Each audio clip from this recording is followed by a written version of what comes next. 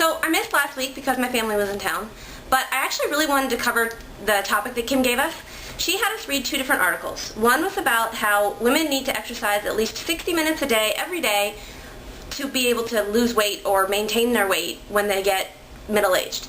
I kind of agree with what everybody else was saying. They didn't factor in diet at all, so we have absolutely no idea what kind of foods these people were eating whenever they were going through this study. They may have been eating junk food all the time, and obviously they're going to gain weight. So you need to focus on diet, and the exercise really does do other things other than just help you lose weight. It's really good for improving cardiovascular fitness and keeping you healthier as far as preventing cardiovascular disease and things like that. So exercise is still a really good thing. Even if you can't get 60 minutes every day, any movement is better than no movement. And it's all about calories in versus calories out. That's what we've been telling you since the beginning.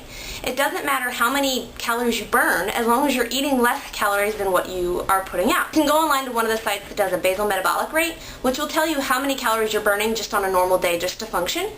And that will help you figure out how many calories you need to eat.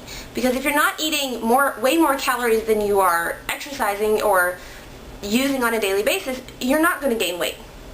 So it's all about what you're eating in balance with how much you're moving. So really, for somebody who is eating healthy and eating their recommended daily calorie amount, 30 minutes of exercise every couple of days, or 30 minutes 5 times a week is going to be enough to keep you from gaining weight.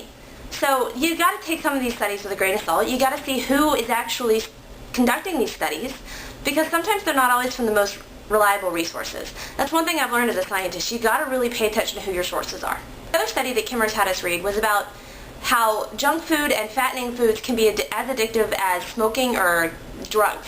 Well, in a way, I kind of agree with this. Maybe not to the extent of you will go through withdrawal if you don't have it, but I understand how it is difficult for somebody who is used to eating these fatty foods and the junk foods to stop eating them. I've been there. I'm still there. I still have days when I am like, oh my gosh, all I want is some peanut butter M&Ms. And when I get them, I can't stop eating them.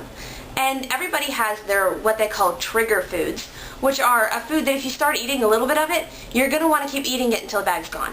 That it just happens for everybody. Most people at least.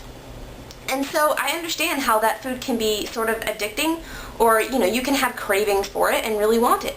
But I don't know that it's necessarily to the point where someone who eats it all the time will refuse to eat anything but it.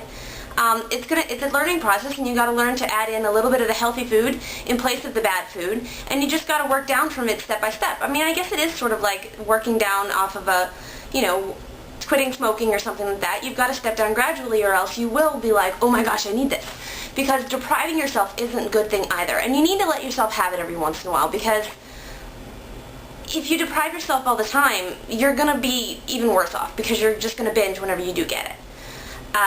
Kimmers, and I'm sorry that I didn't get the vlog last week, but I was not supposed to anyways. I was busy, but I'm really glad. I really liked your topic last week. Everybody have a great week.